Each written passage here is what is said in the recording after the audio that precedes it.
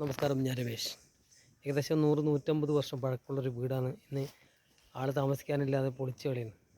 അപ്പോൾ ഇതിൽ ശരിക്കും പുരാവസ്തു ആകേണ്ടതാണ്. ആ വീടിൻ്റെ വിശേഷങ്ങളിലേക്ക്, ആ വീട് പൊളിക്കുന്നത് എങ്ങനെയാണെന്ന് കാണിച്ചു തരാം. പക്ഷെ ഫുള്ളായിട്ട് എടുക്കാൻ വേണ്ടി കഴിഞ്ഞിട്ട് അതിന് മുമ്പ് പൊളിക്കൽ കഴിഞ്ഞിന്. അപ്പോൾ ആ വീടിൻ്റെ ഏകദേശം ഒരു 100-150 വർഷം പഴക്കം ഏകദേശം കണക്കാക്കുന്നു.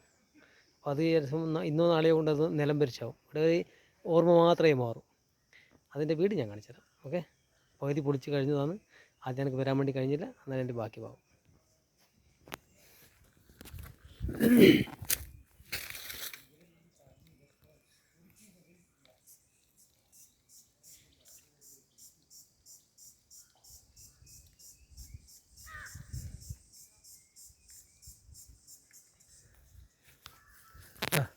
പുളിക്കലിൻ്റെ ഉസ്താക്കന്മാരാണ്.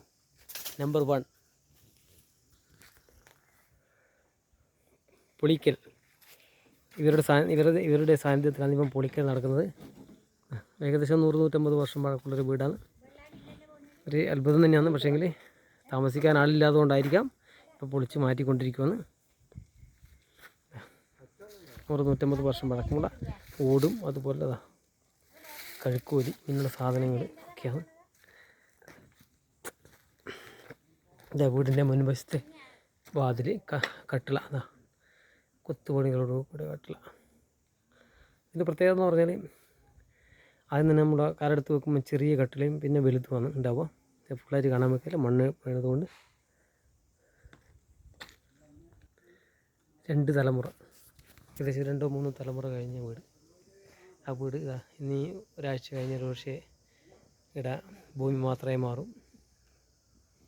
അപ്പോൾ കാണാത്തവർക്കായി ഞാൻ രമേശ് മയ്യൻ.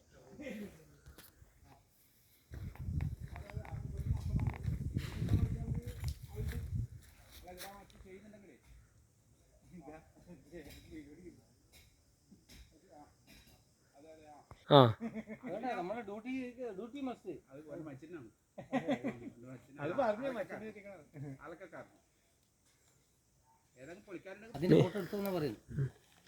മെതിയടിയെല്ലാം പിന്നെ മെതിയടിയെല്ലാം പറഞ്ഞാൽ ഏകദേശം ഒരു 10-200 വർഷം പഴക്കമുണ്ടാവും. 200 വർഷത്തിലധികം ഉണ്ടല്ലേ. ഫോട്ടോ എടുക്കും ഞാൻ. 200 വർഷമുണ്ട്. അതെ. അപ്പോൾ അങ്ങനെ പൊളിക്കൽ കുറച്ച് ദിവസത്തിന് ശേഷം ഇവർ ആദ്യം പൊളിക്കാൻ തുടങ്ങിയിട്ടുണ്ട്. ഇവർ പൊളിച്ചടുക്കും കേട്ടോ. പുതിയ വീടുകൾ തേടി ഇവരിങ്ങനെ യാത്രയാണ്. ആർക്ക് ആവശ്യമുണ്ടെങ്കിൽ എന്നെ ബന്ധപ്പെടോ, കോൺടാക്ട് ചെയ്യാൻ ഞാൻ ഇവരെ ഏർപ്പാടാക്കി തരും.